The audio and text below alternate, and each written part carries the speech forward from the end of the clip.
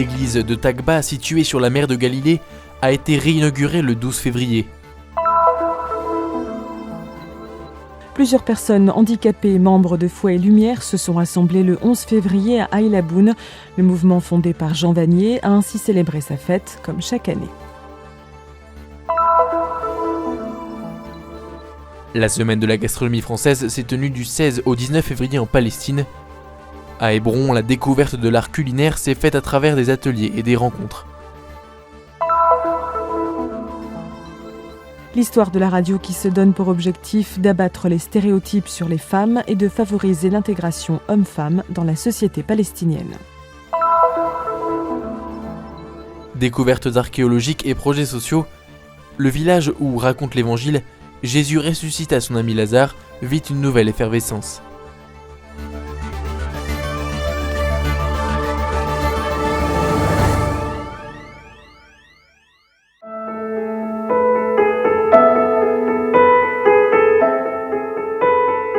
Sur les rives du lac de Tibériade se trouve le lieu où, selon la tradition, Jésus a multiplié les pains et les poissons.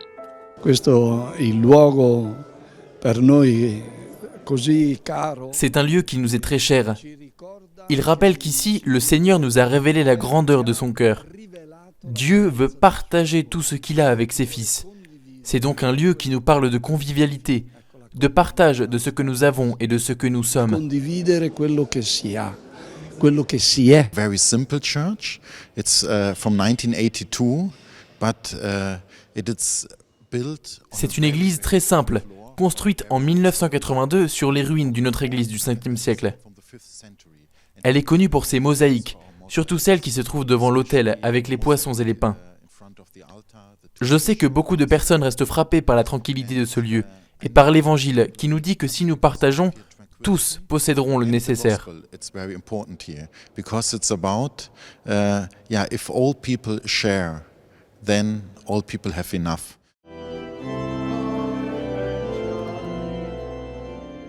Ce lieu qui, il y a environ 20 mois, a été endommagé par un incendie, a été inauguré par une messe présidée par l'archevêque de Cologne, le cardinal Rainer Welki. Dans son homélie, le cardinal a affirmé que dans chaque lieu où se partage le pain de vie et où l'autre est considéré comme un frère au lieu d'un ennemi, il y aura le nécessaire pour tous. L'amour est plus fort que la mort ou que toute violence humaine, a-t-il encore souligné. Après la messe, les autorités catholiques, juives et musulmanes ont pris la parole à tour de rôle. Pour Monseigneur Welki, il s'agit d'un jour d'amitié et de joie parce que de nombreuses personnes de différentes religions et de diverses parties du monde ont contribué à la restauration de ce lieu. Le président israélien Reuven Rivlin a pour sa part défendu la liberté religieuse et l'État démocratique d'Israël, affirmant que tous étaient égaux devant Dieu et devant la loi. Cette église a été détruite par des juifs qui ne savaient presque rien du christianisme, vivant dans un monde où l'église représente encore un grand ennemi, mais sans savoir qui est ce grand ennemi, ignorant les changements survenus dans les relations entre juifs et chrétiens et ne connaissant pas Nostra Aetate. Ces juifs ne sont pas au courant des nombreux progrès accomplis. Ils vivent dans un autre monde. En cette journée, nous essayons de cultiver l'amitié entre chrétiens et juifs. Il est important aussi de retourner aux origines de notre foi. Comprendre que ce qui est aux origines de notre foi, c'est le précepte de l'amour qui nous interdit de cultiver un quelconque sentiment d'hostilité, de conflit et de haine. Il ne doit pas y avoir d'espace pour cette parole dans notre cœur de chrétien, ni sur cette terre que nous appelons sainte. Non deve esserci più posto per questa parola nel nostro cuore di cristiani e in questa terra che chiamiamo santa.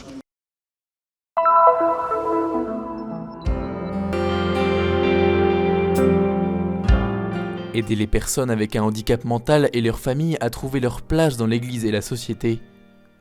C'est avec ce désir qu'est né en 1971 le mouvement Foi et Lumière, après un pèlerinage à Lourdes, promu dans ce même but.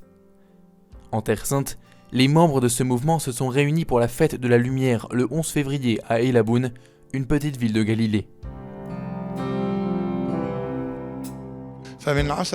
Il y a environ 12 ans, quand nous avons commencé Foi et Lumière à Aïlaboun, il y avait beaucoup d'enfants qui avaient besoin que l'Église les accueille, les aime. Nous avons commencé avec eux. Nous nous en occupons, nous avons mis sur pied un programme mensuel et nous nous retrouvons pour des rencontres, pour prier. Puis nous chantons, dansons, nous faisons la fête et nous leur donnons du courage. Nous avons d'autres groupes, à Shefamer et Ebeline. Le mouvement Foi et Lumière propose un chemin communautaire d'accueil réciproque entre personnes différentes.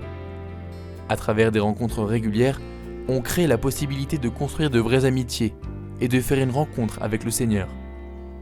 أنا عندي ولدين ذوي احتياجات خاصة. زارتني الرهبة. J'ai 2 enfants avec un handicap. Un jour, sœur Camilla est venue me voir à la maison. Elle m'a invitée à lancer un groupe pour personnes avec besoins spéciaux, un groupe de foi pour illuminer leur vie spirituelle et faciliter leur intégration sociale. Maintenant, notre groupe dispose d'un drapeau sur la carte du mouvement Foi et Lumière et nous avons pris le nom d'Olive de Galilée. الجماعة العامة في إيمان ونور وأخذنا اسم جماعة زيتون الجليل.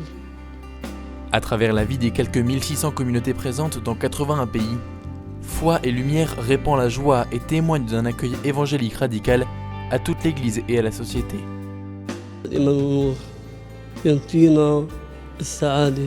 Foi et Lumière me donnent la foi et l'amour qui nous unissent dans la foi.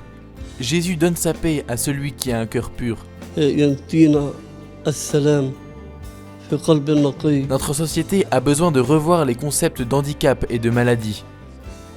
Qui sait aujourd'hui qui est malade ?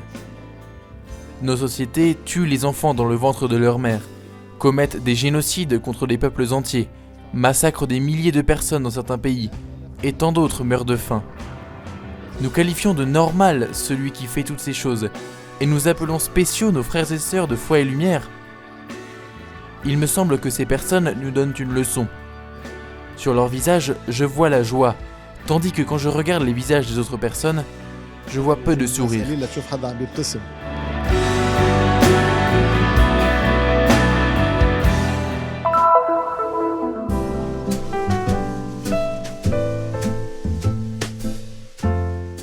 Au sud de Jérusalem, sur la route de Beersheva, étendue sur les collines, surgit Hébron. Ici, sont conservés des souvenirs chers au monde juif, musulman, mais aussi chrétien. Et c'est à Hébron qu'ont eu lieu plusieurs événements de la Semaine de la gastronomie française en Palestine, organisés par le Consulat général de France et l'Institut français de Jérusalem.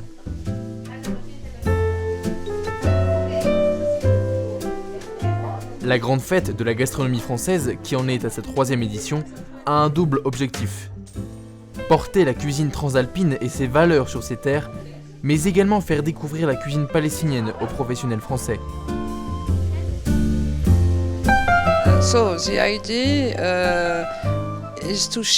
L'idée est de partager l'expérience entre les chefs français et les Palestiniens. Pas seulement les chefs locaux dans de grands restaurants donc, mais l'idée est de faire que tous puissent participer pour apprendre comment cuisiner avec ce qu'on trouve sur place. Par exemple, chez un boulanger. Dans le même temps, les artisans français peuvent apprendre des spécialités comme le pain au za'atar. C'est une coopération à tous les niveaux. About خبز زعتر مثلا the bread with za'atar. It's a kind of it's cooperation at all levels. Je crois que ce qui pour moi était très important cette semaine, c'était de venir rencontrer les gens de Palestine avec le vecteur du pain, puisque le pain, je crois que c'est ce qui nous réunit, tous à travers toutes les cultures. Et l'avantage avec le pain, c'est que je rencontre vraiment la population. Qu'elle soit improvisée ou servie dans un grand restaurant, la cuisine reste un lieu où se retrouver et partager. Entre les bols, les casseroles et les fourneaux, il n'y a aucune barrière linguistique ou culturelle qui puisse freiner l'enthousiasme de cuisiner ensemble ou la curiosité réciproque. L'instant a été très très fort, mais là c'est vrai que aujourd'hui ce que je vis avec ces femmes à Hébron, dans une improvisation totale, puisque j'étais venue pour faire du pain, mais comme il n'y a pas de four et qu'il n'y a pas grand-chose, on fait des cookies. Et voilà, et on se retrouve à danser, et on se retrouve à s'unir. I'm going to share the cuisine, the French cuisine. J'ai partagé la cuisine française. J'ai préparé un risotto auquel nous avons ajouté des radis, des courgettes, de l'huile d'olive et du miel, mais juste un peu, pour lui donner une saveur aigre-douce.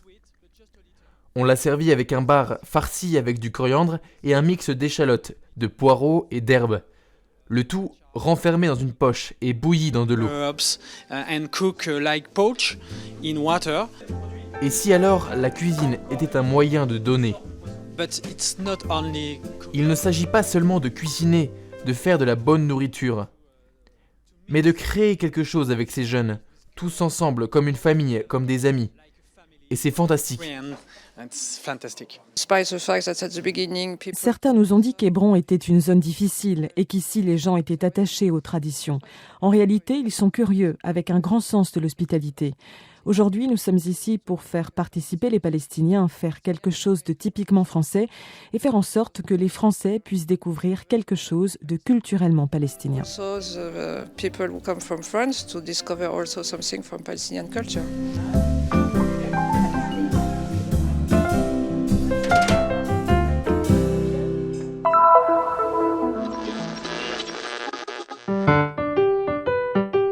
وموقعنا الإلكتروني راديو نساء.ps Et dont les femmes à sortir de l'isolement et à créer des ponts.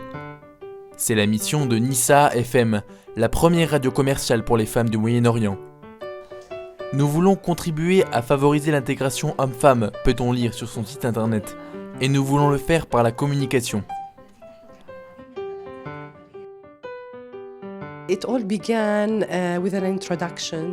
Tout a commencé lors d'une rencontre avec un entrepreneur suisse, Jan Borgstedt, président de Humanity Foundation, qui est maintenant notre partenaire. Nous nous sommes connus à Jérusalem en août 2009 et il m'a fait part de son souhait d'ouvrir une radio de femmes.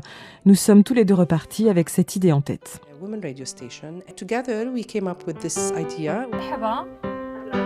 La radio émet pour la première fois en 2010 avec 2 programmes quotidiens. En quelques mois, l'audience augmente de 2%. Aujourd'hui, Radio Nissa, Femmes en arabe, est écoutée dans tous les territoires palestiniens par plus de 600 000 personnes. Une grande partie des contenus de nos programmes sont dédiés aux femmes, mais aussi aux hommes. Nous les stimulons, leur donnons des suggestions sur leurs droits, nous parlons avec elles et nous les divertissons avec de la musique et autres. La grande partie de l'équipe est composée de femmes parce que c'est cela l'autre objectif de Nissa FM, former des femmes journalistes qui soient mises en condition d'occuper des postes de responsabilité. À son siège de Ramallah, Nissa FM emploie aujourd'hui une dizaine de personnes avec un diplôme en communication ou ayant eu des expériences professionnelles similaires.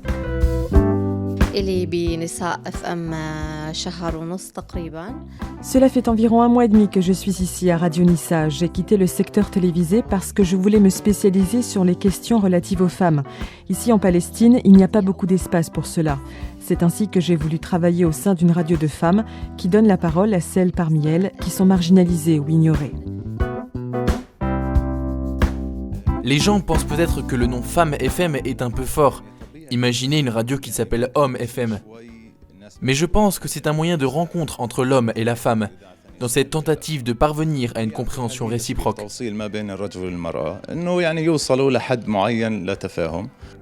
Avec les années, la radio a conquis une véritable estime, ainsi que le soutien de très nombreuses réalités, locales et internationales. De l'UNESCO au consulat américain jusqu'à plusieurs ministres palestiniens et ONG qui opèrent sur le territoire.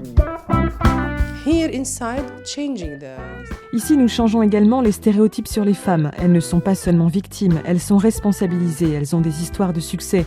Nous avons de très nombreux modèles à suivre qui viennent ici à Nissa et qui racontent qu'elles ont réussi, entrepreneuses, artistes, ministres et autres.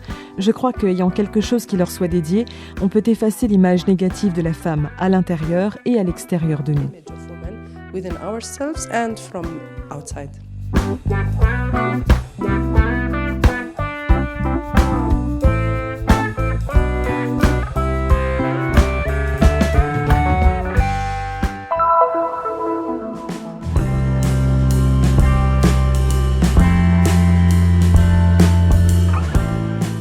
Un ancien village avec une histoire millénaire. À Béthanie, au cœur de la Samarie, selon les récits des évangiles, Jésus ressuscita Lazare d'entre les morts. Depuis, le lieu du miracle, cette tombe dont les restes subsistent après 2000 ans, a subi de multiples transformations, signant une histoire artistique et archéologique d'importance. L'église actuelle remonte aux années 50 et a été construite par l'architecte Barluzzi, mais il y a des traces des nombreuses églises antérieures, celles byzantines croisées ou encore le monastère des bénédictines. Il y a donc toute une stratification désormais détruite qui a été abandonnée et oubliée.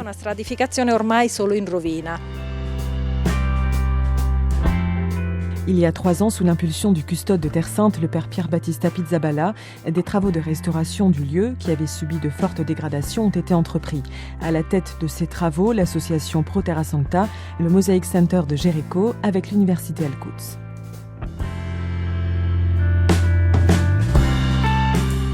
Tu vuoi coinvolgere la popolazione locale e il miglior modo che praticamente lavorare con lei. Le meilleur moyen est de travailler avec les universités, leur donner l'opportunité de fouiller, d'écrire l'histoire en ce lieu par leurs travaux, impliquer les étudiants. En un mot, sensibiliser et créer de nouvelles opportunités de travail dans ce domaine. Fare la sensibilizzazione e dare opportunità di lavoro anche per il futuro in questo.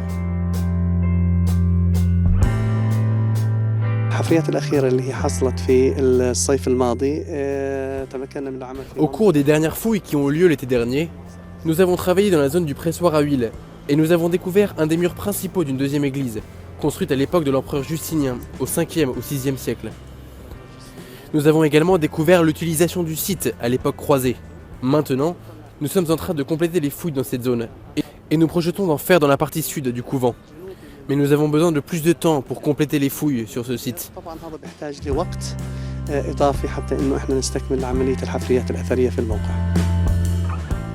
Les fouilles sont désormais à l'arrêt. Elles reprendront une fois obtenus les permis des divers acteurs impliqués, les orthodoxes, franciscains et différentes parties privées, probablement en avril.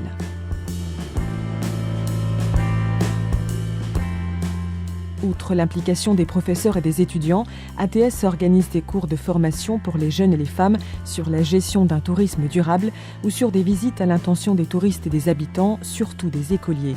Une grande partie de la population, à majorité musulmane, ne connaît pas l'histoire de ce site archéologique. ATS collabore avec l'association de femmes Shorouk Society dans la production et la vente de bougies, savons et huiles naturelles.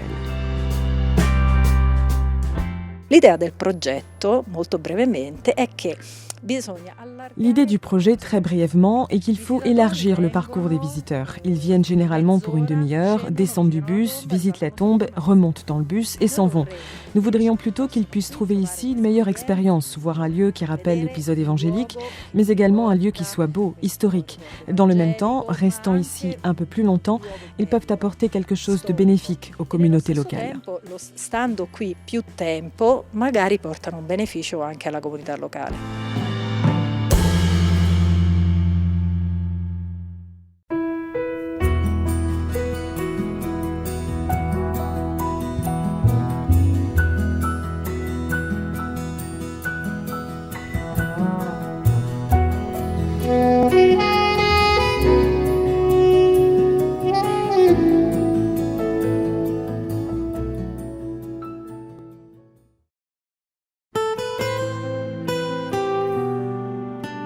La mission du Christian Media Center est d'apporter au monde le message de la Terre Sainte, la terre du 5e évangile. Diffusion, reportages, nouvelles, documentaires, actualités de l'Église et de la vie quotidienne des chrétiens de Terre Sainte. Vous pouvez nous aider dans cette mission afin que soit connu et répandu le message de la Terre Sainte. Aidez-nous. Visitez notre site web